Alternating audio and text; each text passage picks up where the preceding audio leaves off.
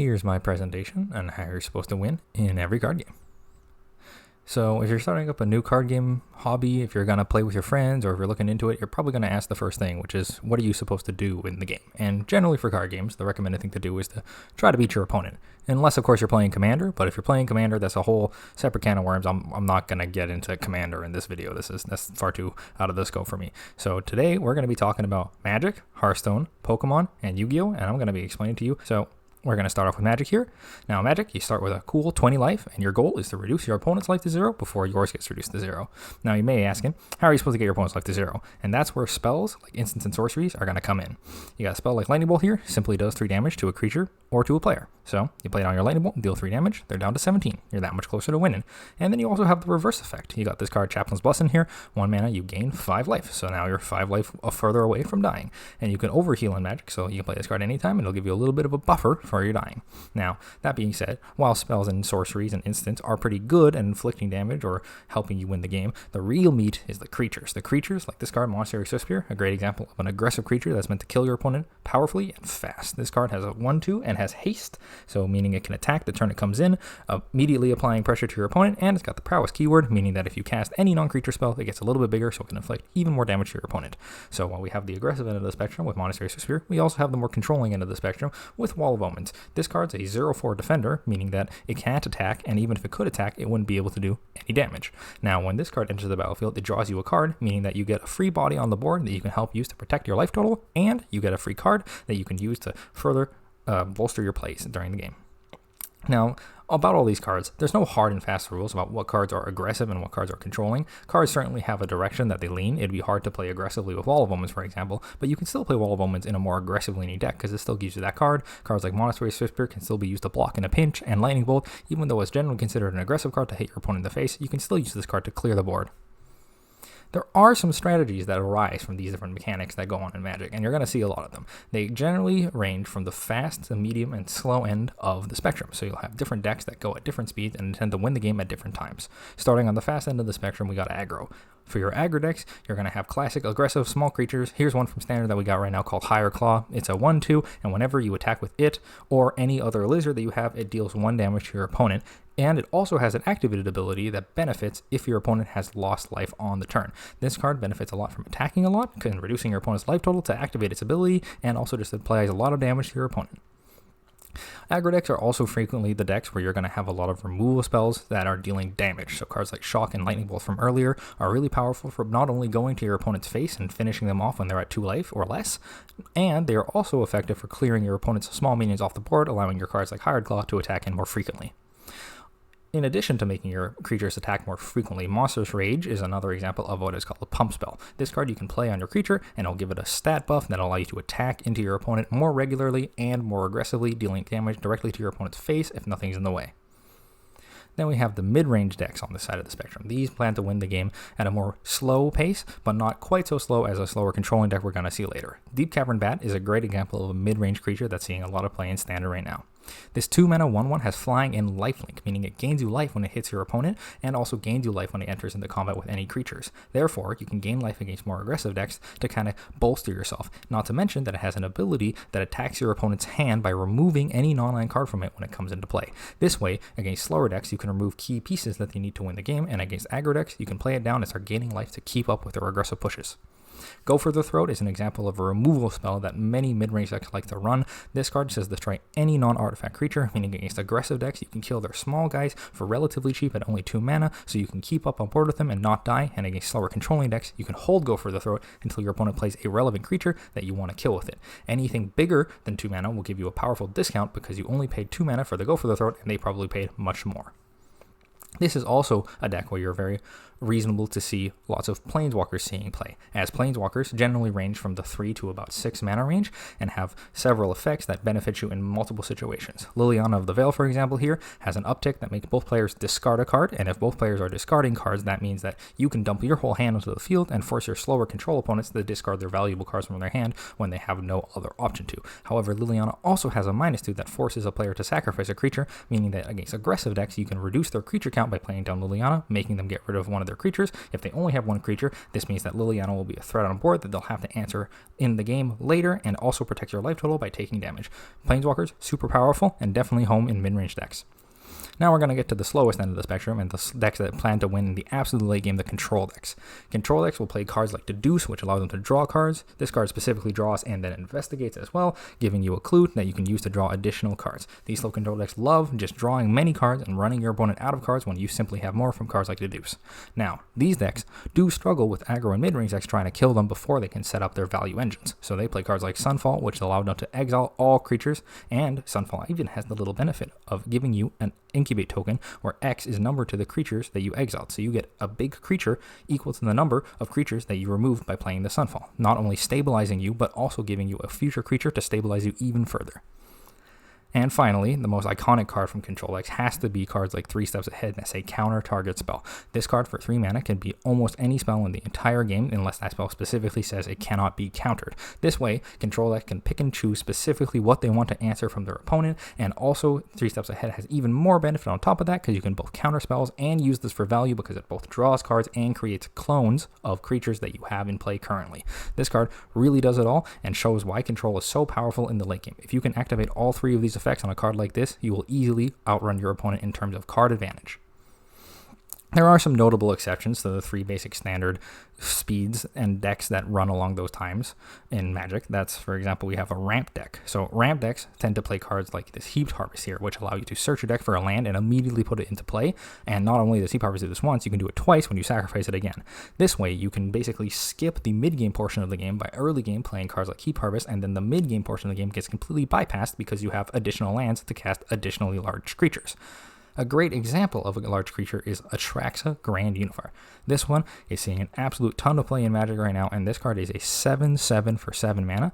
Big stats already, however, it has a bunch of powerful keywords like Flying, Lifelink, Vigilance, and Death Touch.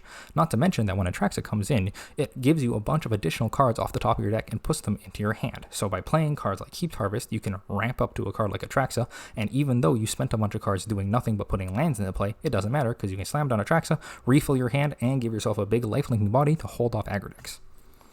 These decks are also very popular in using cards like Hedge Maze here or other powerful lands with special effects. By having a land enter the battlefield tapped, it means you can't use it right away, giving you a tempo disadvantage. However, cards like Hedge Maze make up for this in the late game by coming down and giving you a free Surveil 1, basically allowing you to turn your lands into additional cards in the late game when you already have drawn a ton of lands in your ramp deck.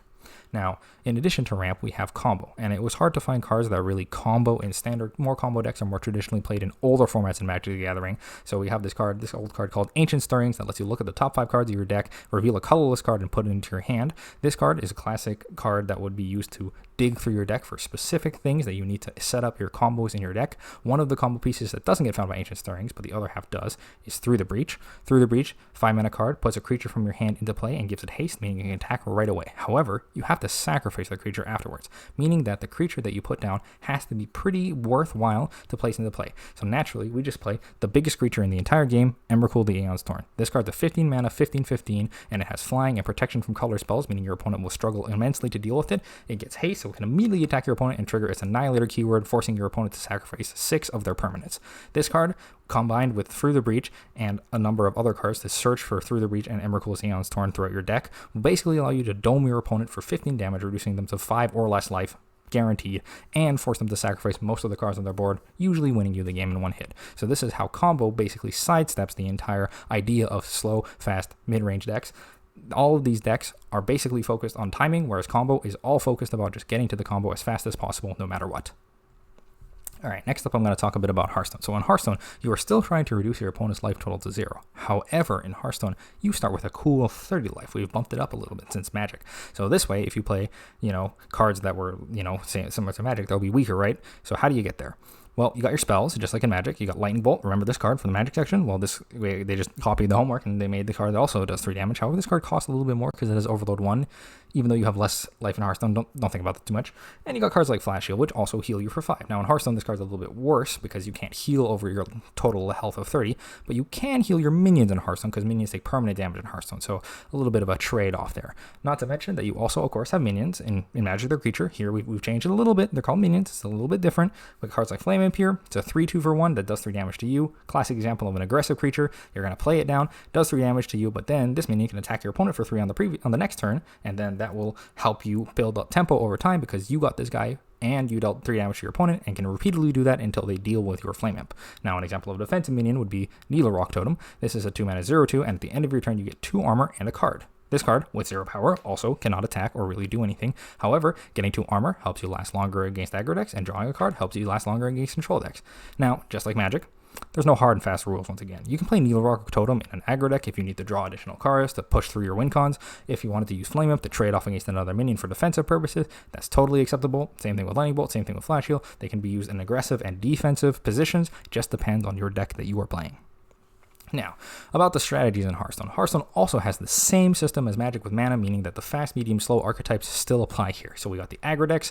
We have a similar card here. They love to play their 1 mana. This one's a Naga. It's not a lizard. It's a little bit different. This guy's a 1/3, and whenever you cast a spell, he gets +1 attack until the next turn, meaning that not only is he harder to kill because your opponent will have to run minions into it that will take additional damage, but he also deals more damage to your opponent's face, exactly what you want to do in an aggro deck. This deck also runs many pump spells like Bunch of Bananas. A classic example of a good pump spell in Hearthstone allows you to give a minion +1/+1, and you can use it up to 3 times. This in Hearthstone is less used in combat to give you a bump to go over your opponent's minions, but it is used before combat to give your minion a big buff to either slam your opponent in the face or clear off a minion that was too big to kill without the Bunch of Bananas. And finally, we got this card, Death Roll here. It destroys an enemy minion and deals damage equal to its attack to all the enemies. Classic aggro card, you're going to play this down, you're going to kill their biggest thing and do a bunch of damage to your opponent, both dealing damage to the face and clearing the way for your other smaller minions to hit them in the face even more. Now, we also have mid-range, of course. We're following along here. We got Hi-Ho Silverwing. This is a 2-mana 2/1 with Divine Shield, and when it dies, you draw a Holy Spell. Basically, any spell in Paladin, almost all their spells are Holy Spells, but when you play this guy down, he covers both halves of the game. Against fast aggro decks, he's a 2/1 with Divine Shield, giving you powerful presence and being able to clear off aggressive minions from your opponent. And against control decks, this guy draws a card, meaning that in the late game, if you draw him, he's not a dead draw, because he basically refunds himself for absolutely free. Great example of a mid-range card here. Another one coming in, Horn of the Windlord. This one's a 6-mana 3/4 weapon, meaning you equip it to your hero, and when you attack, you can attack twice with it because it has Wind Fury. Now, this weapon also has the stat that when your hero attacks a minion, it makes it into a 3/3, meaning the horn will kill it by itself. This has many, many applications and is a classic mid-range example. If you just use this card to hit your opponent in the face against a slow controlling deck, you can apply overall 12 damage worth of damage to your opponent with the horn, basically doing a large chunk if you've been pressuring them all game. However, if they've been aggressive against you all game and you don't have that much damage to deal your opponent's face, you can use Horn of the Windlord as a control tool to clean up your opponent's board and clear off minions no matter what the size. Horn of the Windlord, great mid-range card here. And then we have the ultimate mid-range card, if you ask me, in Paladin right now. We got Amethyst, the Peacekeeper. This is a 7-mana 1/8 with Taunt, meaning your opponent can't attack you unless they get through the Taunt. And it also makes it so that way your minions can't take more than 2 damage, meaning that if they want to clear Amethyst with minions, they have to attack it at least 4 times. And I haven't even mentioned the fact that Amethyst is a Titan, which means it has a bunch of powerful abilities, like, for example, Reinforced. So if you're against a slower controlling deck, you can play it on Amethyst and immediately draw 2 cards. Not only do you draw 2 cards, you set their health, cost, and attack to 2, meaning you get maybe really big, powerful minions with big effects for very, very cheap. You can also use the other half of it. If you're struggling with an aggro deck, you can use Pacified, reducing all of their minions to 2 attack and 2 health. This way, you're going to have a lot easier time surviving through the onslaught of minions from your opponent by reducing them all to really low. Finally, we have Empowered. If you're against a slow deck, or if you're against an aggro deck and you're winning and you already have a board, you can use this to buff up all your minions and apply a lot of damage to face or to clear the board. Lots of flexibility. That's what mid-range is known for. Finally, we have the control decks. If you want to play a control deck, you're probably going to play cards here like Buttons. This card comes into play, and it draws you a spell from each spell school, meaning you can draw maybe up to 5, 6, even 7 cards in a ridiculous situation from Buttons. Super powerful card here, and it's 4 mana 4/4, pretty decent stats. So this is an example, just like Deduce from the previous game, where you can play this guy down and draw a bunch of cards. Now, once again, if you're drawing a bunch of cards, you're probably going to need cards to kill your opponent's things. And here we got Army of the Dead. This one removes 5 of your corpses, which means that you have to have 5 minions have died previously to be playing Army of the Dead. Not that big of a cost in the Death Knight class. And also, it summons 2 2s with Rush for each corpse that you spend. This way, you can play this card down, summon about 10 damage worth of Rush. Rush just means it can't hit your opponent in the face. It can clear your opponent's board, though, so you can run your little rushing minions into the enemy's board, clearing against aggro or setting up a big board against a control deck. And finally, for control, there are often these cards that we call finishers. So Climactic Necrotic Explosion is a classic example of a finisher for a control deck. This 10 mana card deals 6 damage and summons 3 2/2s, which doesn't sound that good. However, it has lifesteal, giving you a bunch of life when you cast the spell, making you last longer against those aggro decks, and it improves every time you spend a corpse, meaning that the numbers on the card go up. So you'll deal extra damage, you'll summon more souls, and your souls will be bigger. All of these things make it a super powerful control finisher and something that you're willing to build your entire deck around, just so that way you can get to this final card and blow your opponent out of the water. Now, just like in Magic, Hearthstone has exceptions. You'll see this about almost every card game. There's always exceptions to the rule. Hearthstone also has a ramp deck. Ramp mostly, classified in the Druid class, but we have this card that's been causing problems, Splish Splash Whelp. It's a 3 mana 3/2, and when it comes into play, if you have a dragon in your hand, which you almost always will because, it's a dragon deck, you want to have a dragon, it'll give you a free mana crystal, effectively accelerating you to later game plays and skipping you through that mid-range part of the game. We have another card that has a similar effect here, Summer Flower Child. It says Finale, they cost 1 less, and it draws you 2 cards that cost 6 or more, meaning that you can play this guy down on 5, draw 2 cards that cost 6 or more, and then if it was the last mana you spent, they cost 1 less, meaning you can probably play them down on the next turn and get big effects for relatively cheap. Playing Splish Splash Up into Summer Flower Child is definitely a scary turn 3 into turn 4 card, and then also Summer Flower Child refills you if you played cards like Splish Splash Up that cost you a card for relatively little stats or little board presence. This card will catch you up in terms of the card advantage side of that.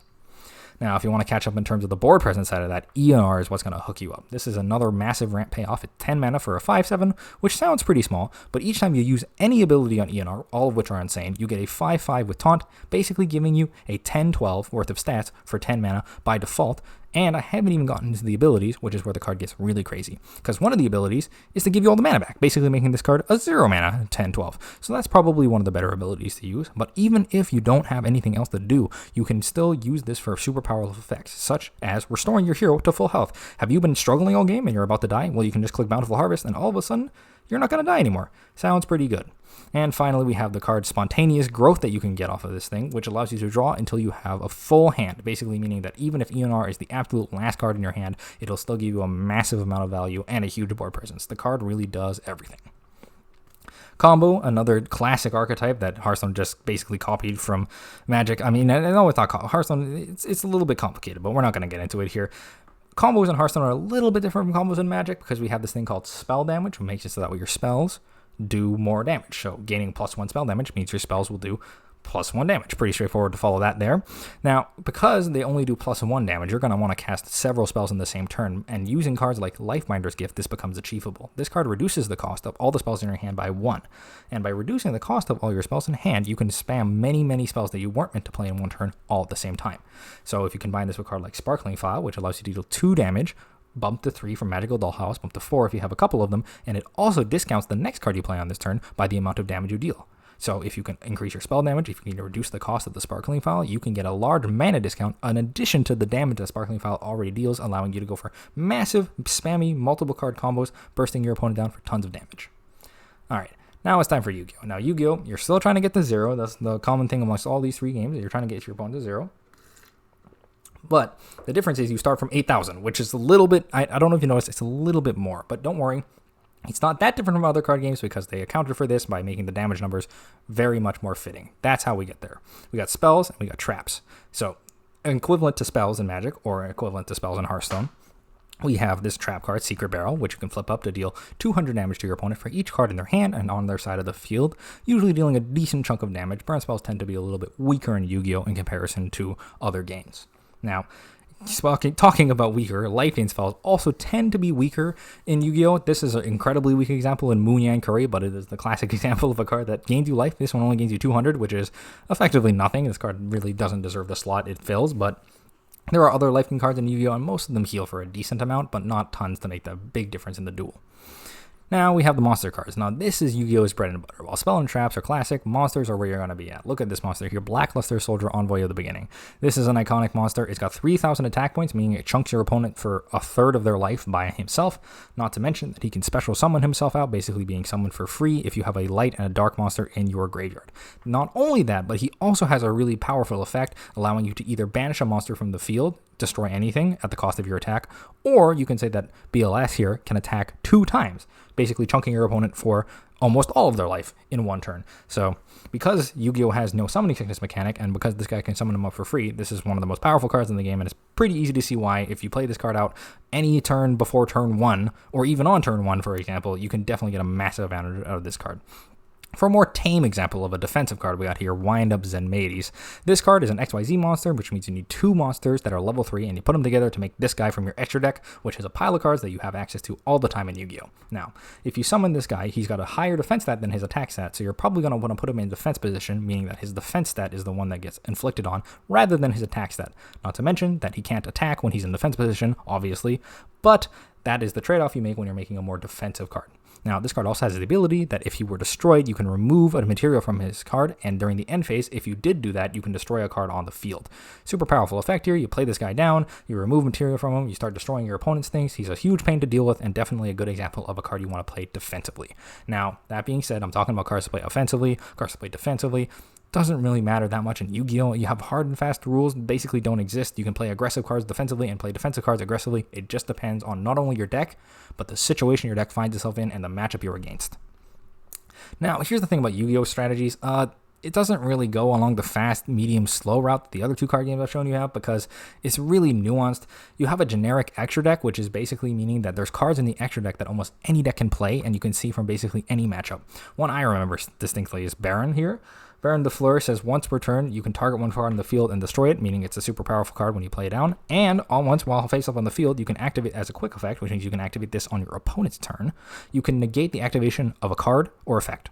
And believe it or not, your opponent will want to use effects and play cards during the course of the game of Yu-Gi-Oh! So by playing this guy down, which only cost 1 tuner and 1 non-tuner monster to summon, basically meaning that any single deck in the entire game could get to this guy if they wanted to. You can use this guy, destroy something, and then negate something from your opponent. Not to mention that he's also just a really big guy. 3,000 attack points. Remember, that's 1/3 of your opponent's life gone in one hit from this dude. And he can attack right away because there's no summoning sickness in Yu-Gi-Oh! Super powerful card here. Now, this card is probably banned, and probably should be.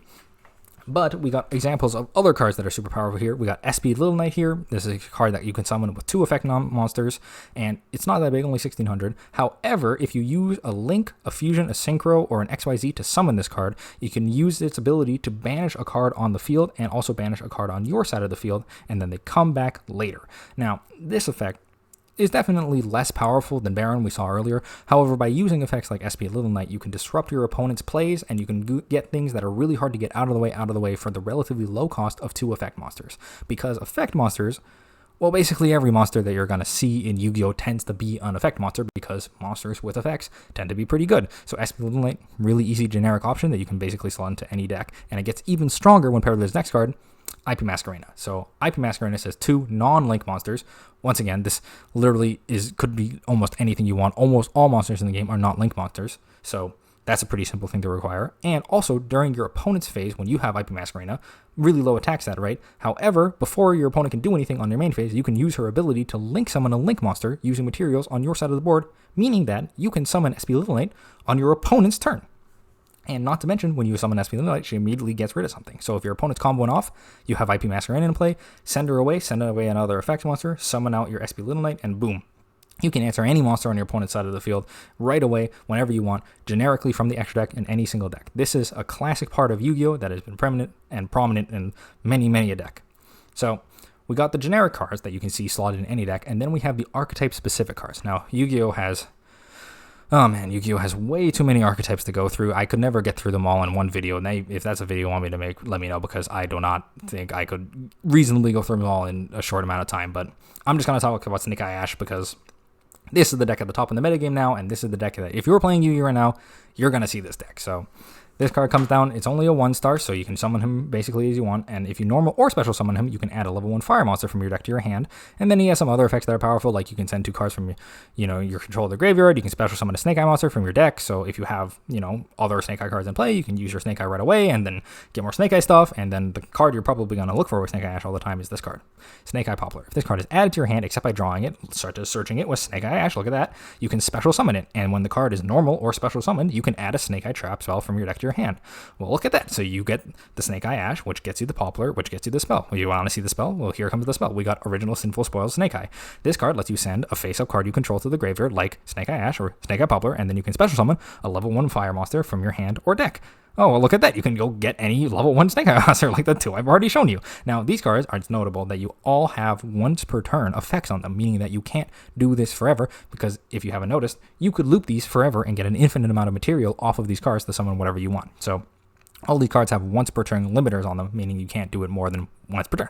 Now, it also has a bunch of other effects. It allows you to, banish the card from the graveyard to get a Snake Eye monster, from your graveyard. You can add level 1 fire monster from your deck to your hand.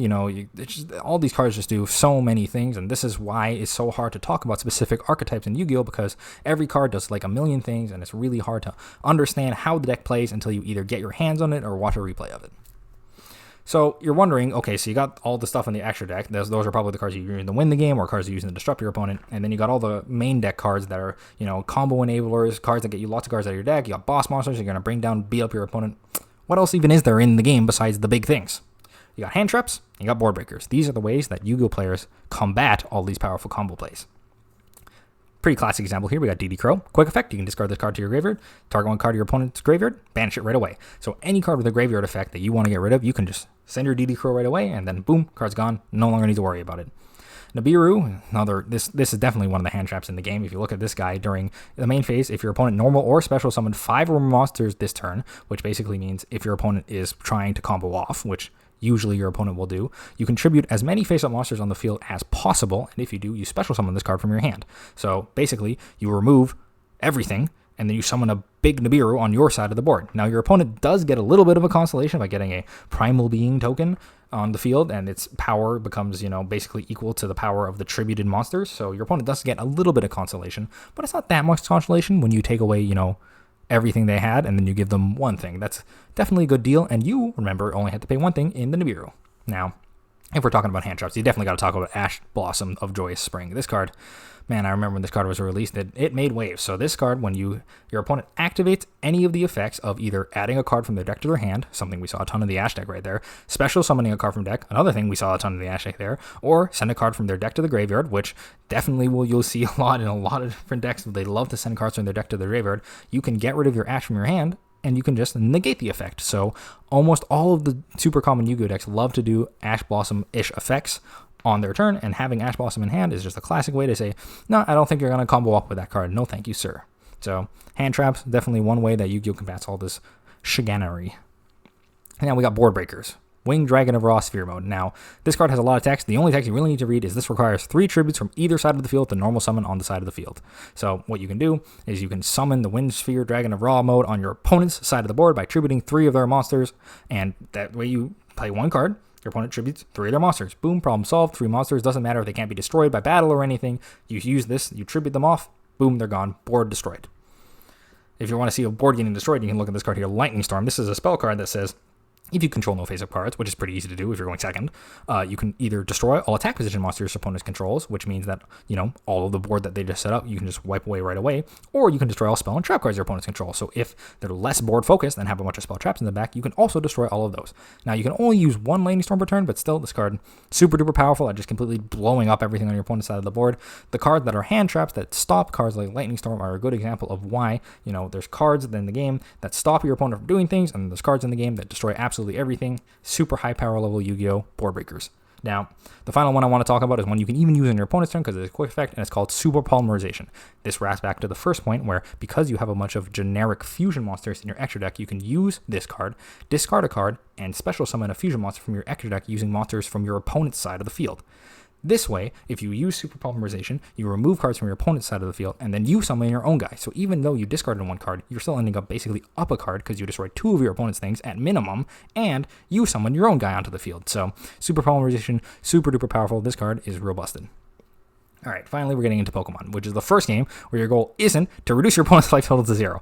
This game is all about the prize cards, just like Pokemon the video game. So you start with 6 prize cards, and every time you have your opponent's Pokemon and you knock it out by reducing its health points to 0, you get one of the prize cards. Now, in most games of Pokemon, you're going to see exceptions to this because you have cards like Iron Thorn EX or Regigigas V. These EX and V type Pokemon actually give you 2 prize cards because of their higher increased power level. You'll see their health and their damage output is a lot higher than a regular Pokemon, meaning that you get a little bit of an extra bonus when you take them out. Now, how do you knock them out is the real question, because I told you about how the Pokemon work, but how do you actually deal the damage? Well, it's your attacks. You got the attacks of the Pokemon that do damage. Most Pokemon do attacks that either do a large amount of damage that can almost one-shot something, or they do a decent amount of damage that can probably 2 or 3-shot something depending on what you're attacking. Now, in order to use your attacks, you need energy. Energy, these guys right here, they're just cards you put in your deck, you equip them to your Pokemon, and you can equip one of them per turn. Now, each one of these symbols that you have on your Pokemon is how much energy you require to use that attack. Now, you'll see that most decks in the game, even though you can only play 1 energy per turn, have many ways to cheat the energy system so that way you can power out your attacker as fast as humanly possible. Now, talking about Pokemon archetypes, the first one I want to talk about is the engine decks. Now, most decks you're going to see in Pokemon are going to be focused around some sort of engine that follows up on that strategy that I told you before about cheating out more energy. First, let's talk about Lugia V here. Lugia V, this is just the starter Pokemon that you're going to place down. Pretty big and chunky, so we won't get one-shot, and he's a V-Star card, but his upgrade is why you're really playing this guy.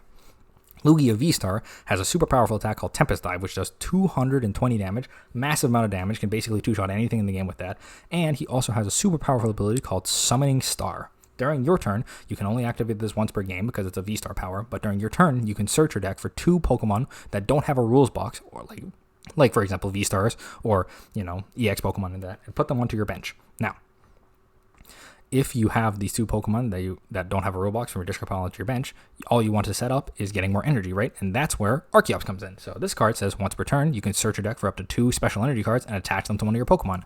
Now, if you have 2 of these guys in play, you search for 2 times 2, that's 4. 4 special energy on Lugia V-Star. You have enough power to power up your super powerful attack, and not to mention the Archeops, they get to stick around. So you can keep these guys in play all the time and keep suiting up as many Lugia V-Stars as you can possibly muster over the course of the game.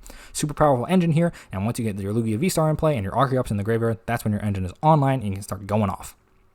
Now, in order to get all these parts in the graveyard, like getting Archeops in the graveyard, get Lugia V-Star in your hand, get Lugia V in your hand, get Lugia into play, evolve Lugia, you need support. And that's where cards like Ultra Ball come in. This card, super simple, discard 2 cards from your hand, search your deck for any Pokemon and put it in your hand, and then shuffle your deck. Super duper simple, lets you get your Lugia V or your Lugia V-Star, whichever one you need at the time. Also puts your Archeops in the discard pile to activate with your summoning effect. Now, this is an item card, which means you can use as many of them on a turn as you want. Now, you do have to discard 2 cards, so Ultra Ball definitely has a cost. However, Professor's Research, being a supporter card, means you can only use 1 per turn. However, the effects are much more powerful. This card lets you discard your hand and then draw summon cards. So you can discard Archeops or whatever random cards that you aren't going to be using on your turn, and then you can draw an additional 7 cards, giving you basically a full grip to replay basically everything you did at the beginning of the turn in the beginning of the game. Professor's Research, super powerful card, sees lots of play.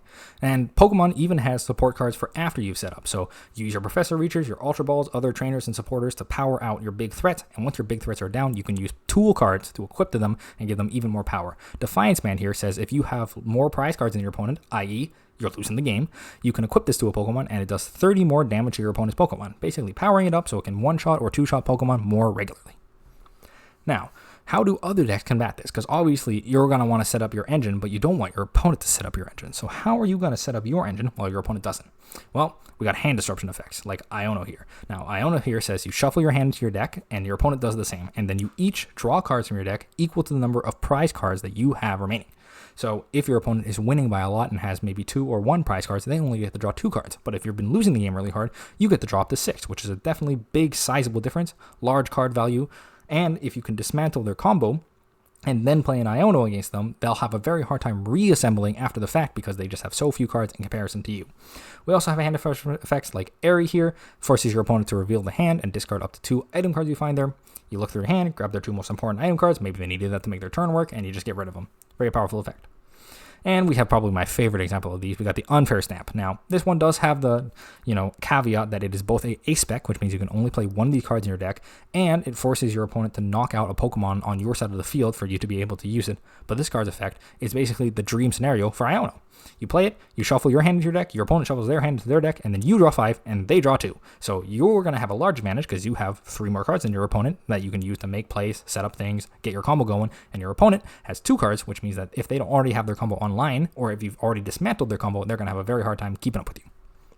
Now, I've talked to you about how you're going to stop your opponent from hand, but let's talk about breaking your opponent's board after they've already set up their combo. This card, Boss's Orders, so this one's seen playing in basically every deck and is a classic example. You take one of your opponent's bench Pokemon, you make it the active Pokemon, which means you can attack it. So you take that powerful card on the bench that's setting up, maybe you take their Radiant Greninja, maybe you take their Archeops, you're going to pull it to the front, and you're going to slam it with your big attack so they no longer have their engine online. You can also snipe the bench in different ways by playing cards like Dragapult EX. This card's Phantom Dive attack not only does a sizable chunk to the Pokemon in front of it, but it also lets you put 6 damage counters on your opponent's bench Pokemon in any way you like. So you can basically snipe down small Pokemon that have small effects, or you can snipe off big Pokemon that have a really big effect over multiple turns. So this way, you can basically dismantle your opponent's combo over the course of multiple turns and also punish them from bringing back damaged Pokemon into the backline, where you can just snipe them down with the Phantom Dive. Finally, we have the board disruption that's the most annoying if you ask me, preventing damage from your opponent's attacks. If you look at this Ogerpon EX here, it says prevent damage done to this Pokemon by your opponent's Pokemon that have an ability. Abilities, if you probably noticed, are very good. Many Pokemon have powerful abilities that they use to help win the game. But if you play it on this Ogerpon EX here, your opponent's going to have a very hard time getting through it, because if they don't have a Pokemon with no ability to attack it, they're not going to be able to deal any damage. And in some cases, you can even win the game without attacking at all, because you have this card to block your opponent from doing basically anything. Thanks for watching the video. It was an absolute pleasure to make. I love talking about card games. Like and subscribe if you want to see more videos along these lines, talking about the 4 big card games here. Leave a comment if you want. I would be a pleasure. I love reading all the comments from the last video. It was a great time. Thanks for watching. I'll see you next time. Oh, one more thing before I go. I read through all of the last video's comments, and I really want to talk about them, so thanks for posting comments. I love to read them every time. Now, I got 4 different types of comments from the last video that I want to address. And the first one is comments like this, where they're just complimenting me and saying they like the video and hope I do well. I love these kind of comments. Please, if you enjoy the video, I really appreciate you commenting and liking and subscribing. It means a lot to me, and it's really, thank you so much. Now, I got other comments that say basically, bro, breathe. Shout out to this guy who basically time-stamped every time he saw me inhale and exhale. It's definitely a pleasure. Look, I'll try to get better on this. I just naturally have a really, really fast talking voice. Hopefully this one's a little bit slower, but the more I do YouTube, the more I'll probably get used to talking a bit slower. Thanks for trying to help me out. And then we got this type of comment, which I definitely saw a lot of, which is, dude, you forgot about this card. You forgot Ancestral Recall. How can you forget about Ancestral Recall? You forgot this card like Upstart Goblin or Maxi, or you forgot Original Bill. Original Bill was a trainer card, which you could play as many as you want. Well, all right, stay tuned. I'll make videos on cards like this. The cards were about cards that read Draw 2 in the standard metagame. It was more talking about how the normal cards would see play in their standard metagames at the time when the card was printed, which is why I specifically got the bill that was listed as a supporter card to support, my claims about how Draw 2s were bad. So if you want me to make videos about powerful card draw effects in card games, I'd love to. If you want, leave a comment about that. Go ahead. And also, we got some card game connoisseurs in the chat, which I absolutely love. Here's an example of a Pokemon, or a list of a player that just goes over many, many different card games that I didn't talk about and that I would absolutely love to talk about. We got One Piece, we got Shadowverse, Flesh and Blood, Vanguard, White Schwartz. This isn't even going over all of them. I saw people talking about Netrunner. I people talking about Legends of Runeterra. Tons of amazing indie or more developed card games out there, young, old, new. It's very refined to have all of these card games in your mind, and I love reading the comments of people talking about them, and I would love to do videos about them in the future. However, in all these main videos, I just want to go over the big 4 card games to kind of get people used to my style and getting into it, and then I would love to make videos about other card games in the future. That being said, I did get also a lot of comments talking about how I missed the Draw 2 and Uno, and yeah, you got me. I mean, Draw 2 and Uno is like basically the best card ever. I mean, look at this. I just Draw 2, like, what more do you want? Uno is the best.